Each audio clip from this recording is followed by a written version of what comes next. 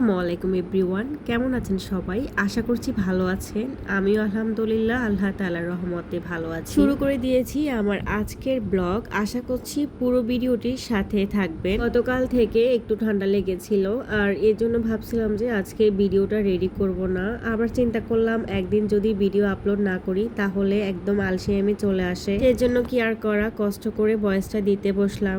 এই প্রথমবারের মতো প্রায় 25 জন মানুষের বিরিয়ানি রান্না করেছি। এই প্রথমবার 3 কেজি চাল সাথে 4 কেজি গরুর মাংস দিয়ে বিরিয়ানিটা করেছি। তো আর কম হচ্ছে না, আস্তে আস্তে সব রান্না শিখে গেছি। এখন অনেক কিছুই পারি, যদিও বেশি মানুষের আয়োজন এখনো ভালোভাবে করে ওঠা হয় না। গত ব্লগে আমি আমার ছেলের জন্মদিনের ব্লগ শেয়ার করেছিলাম এবং সেখানে বলেছিলাম যে আমি পরের দিন কিছু মানুষকে খাইয়েছিলাম। ইচ্ছে ছিল ছেলের জন্মদিনে নিজের হাতে যা করব সবাইকে করে খাওয়াবো। এই জন্য এতজন মানুষের আয়োজনটাও নিজের হাতে করেছি সাহস করে।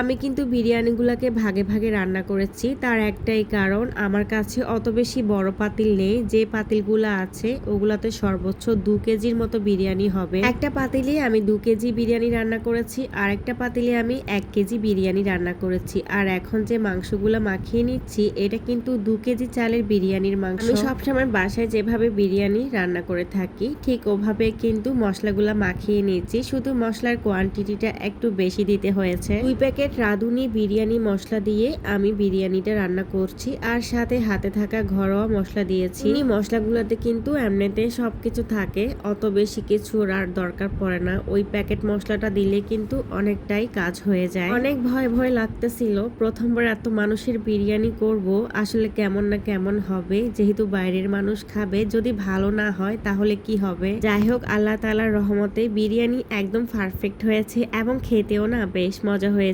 আমি সবসময় বিরিয়ানির মাংসটা আগে মশলা মাখিয়ে তারপর চুলায় বসাই দিই, এতে করে কিন্তু আমার অনেকটাই ইজি লাগে আর মাংসগুলো খেতে বেশ ভালো হয়। বিরিয়ানির মাংসগুলা কিন্তু আমি রাতের বেলায় রান্না করে নিচ্ছি, পরের দিন দুপুরে কিন্তু আমার অনুষ্ঠানটা ছিল। ছোটখাটো কিংবা বড় সড়ো যে কোনো ধরনের অনুষ্ঠানে না আগের দিন রাতে যদি কিছু কাজ করে নেওয়া যায় তাহলে পরের দিন কিন্তু অনেকটাই রিল্যাক্সে থাকা যায়। যাই হোক, মাংসগুলাকে পুরোপুরি রান্না করে নিয়েছি এবং একদম ভালো করে রান্না করে নিয়েছি। আর পরের দিন সকালবেলায় এই যে দেখুন, আমি কিন্তু বিরিয়ানি রান্নার জন্য পাতিল বসিয়ে দিয়েছি। প্রথমে আমি এই পাতিলে 2 কেজি চালের বিরিয়ানিটা রান্না করব, আর এই 2 কেজি চালের সাথে আমি কিন্তু 3 কেজি পরিমাণ গরুর মাংস দিয়েছি। সয়াবিন তেল দিলাম এবং সাথে দিলাম 1 চামচ ঘি। এরপর আমি গরম মশলা দিয়ে দিলাম, একটু নেড়ে চেড়ে গরম মশলা তেলের সাথে মিশিয়ে নিচ্ছি। আজকে কথা বলতে আসলে কষ্ট লাগতেছে, একদম নাক বেজে বেজে আসতেছে বয়সটা। হুট করে বাসার সবাই অসুস্থ হয়ে গেছি। প্রথমে ছেলেটা অসুস্থ হলো,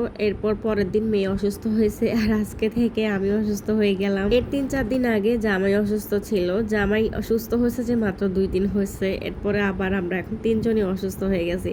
মানে আমার বাসাটা পুরো একটা হসপিটাল হয়ে গেছে। যাই হোক, খেয়াল করেছেন আমি কিন্তু পেঁয়াজ কুচি দিয়েছি, একটু রসুন বাটা দিয়েছি এবং একটু আদা বাটাও দিয়েছি। এরপরে কিন্তু চালটা দিয়ে দিচ্ছি, আর চালটাকে কিন্তু আমি ধুয়ে ভালোভাবে পানিটা ঝরিয়ে নিয়েছি। একটু 10-15 মিনিট আগে চালটা ধুয়ে রাখলে, পানি ঝরিয়ে রাখলে বিরিয়ানিটা একটু ঝরঝরে হয়, খেতে ভালো লাগে। যাই হোক, রিকোয়েস্ট করব আপুদেরকে, যারা যারা আমার ভিডিওটি দেখা শুরু করেছেন কিন্তু লাইক দিতে ভুলে গেছেন, প্লিজ কষ্ট করে লাইকটা একটু দিয়ে দেন। আর দেখতে দেখতে ভিডিওর কোনো অংশ যদি একটু ভালো লেগে যায় তাহলে কিন্তু আমার চ্যানেলটি সাবস্ক্রাইব করে আমার চ্যানেলের পাশে থেকে যেতে পারেন। বিরিয়ানি চালটা দিয়ে অনবরত নাড়তে হবে, এই পাতিলগুলোতে না চাল একদম লেগে যায়। চুলার আঁচটা লোতে রেখে চালগুলো একদম মুচমুচে করে ভেজে নিতে হবে। চালটা যত ভালোভাবে ভাজা হবে আপনার বিরিয়ানিটা ততটাই ঝরঝরে হবে। আর এই যে আমিও কিন্তু অনবরত নাড়তেছি, আর আমার কিন্তু পাতিলটা ধরে নাড়তে না খুবই কষ্ট হইতেছিল, কারণ বড় পাতিলে রান্না করতে একদমই অভ্যস্ত না।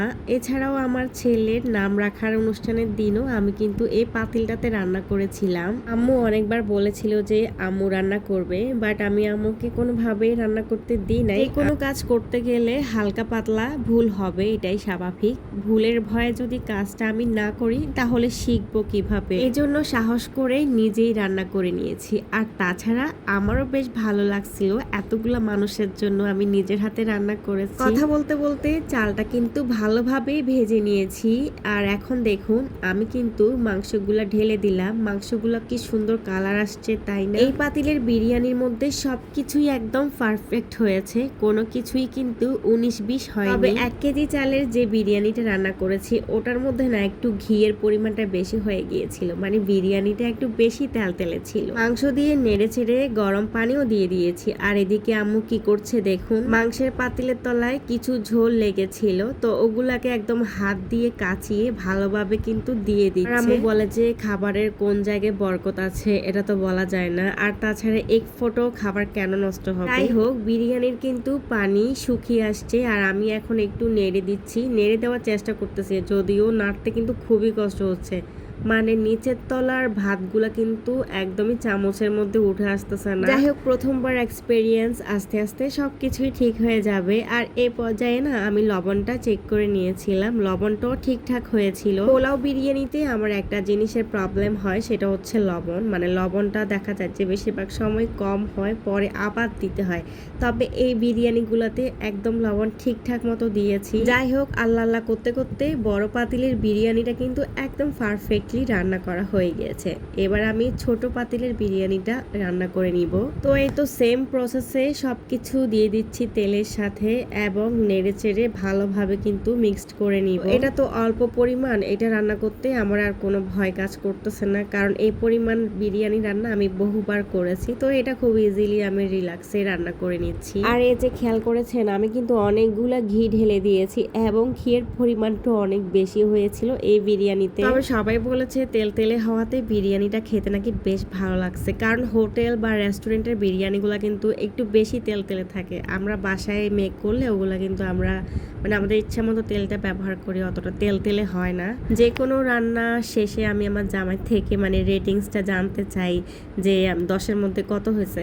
তো জামাই যখন 10-এর মধ্যে বলে যে 15 হয়েছে, 20 হয়েছে, তখন মানে আমি বুঝিনি যে খাবারটা ভালো হয়েছে। যখন 10-এর নিচে বলে তখন আমার মনটা খারাপ হয়ে যায়। আর এখন আমি মাংসটা দিয়ে দিলাম। মাংস দিয়ে চালের সাথে কিন্তু আরও কিছুক্ষণ নেড়ে ছেড়ে মাংস আর চালটা মিক্সড করে নিচ্ছি।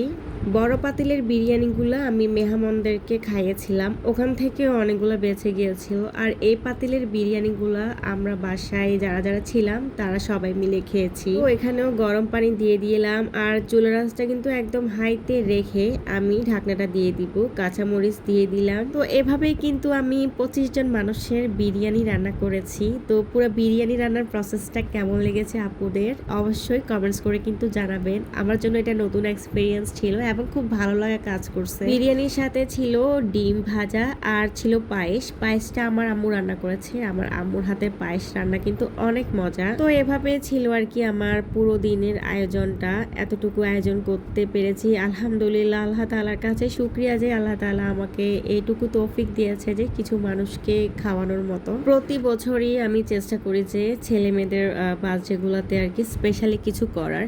অ্যাকচুয়ালি কেক কাটা তো শুধুমাত্র বাচ্চাদের আনন্দের জন্য, কিন্তু জন্মদিন মানে তো আসলে একটা দুঃখের দিন। জন্মদিন মানে হচ্ছে লাইফ থেকে একটা বছর চলে যাওয়া, জীবনটা ছোট হয়ে যাওয়া, জীবন থেকে অনেক কিছু মিসড হয়ে যাওয়া। এই জন্য সাধ্যের মধ্যে যতটুকু পারি চেষ্টা করি যে মানুষকে কিছু খাওয়াতে। তো অন্যকে খাওয়ানোর মধ্যে না একটা ভালো লাগা কাজ করে, আর নিজের হাতে রান্না করে খাওয়ানোর অন্যরকম একটা ব্যাপার আছে।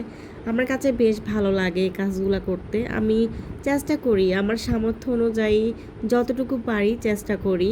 আর এই যে এখন হচ্ছে রাতের বেলা, সবগুলো ধোয়াপালা কিন্তু সাথে সাথে করে নিয়েছিলাম। আর রাতে হচ্ছে সবকিছু ভালোভাবে মুছে শোকেছে রাখবো। তো আমার মেহমান দাওয়াত করেছিলাম 12 জন, ওরা আলহামদুলিল্লাহ 16 জন এসেছে। বেশি এসেছে দেখে আমার কিন্তু আরো বেশি ভালো লেগেছিল। তারপর বিল্ডিং এর সবার বাসায় বক্সে বক্সে করে পাঠালাম, যদিও আমাদের বিল্ডিং এ অত ফ্যামিলি থাকে না। তো এই ছোটখাটো আয়োজনটুকু ছেলের জন্মদিনে করেছিলাম। পুরো ভিডিওটি কারা কারা দেখেছেন, যারা দেখেছেন তাদের জন্য অনেক দোয়া আর ভালোবাসা থাকবে। আজকের মতো বিদায় নিচ্ছি, ভালো থাকবেন, সুস্থ থাকবেন, আল্লাহ হাফিজ।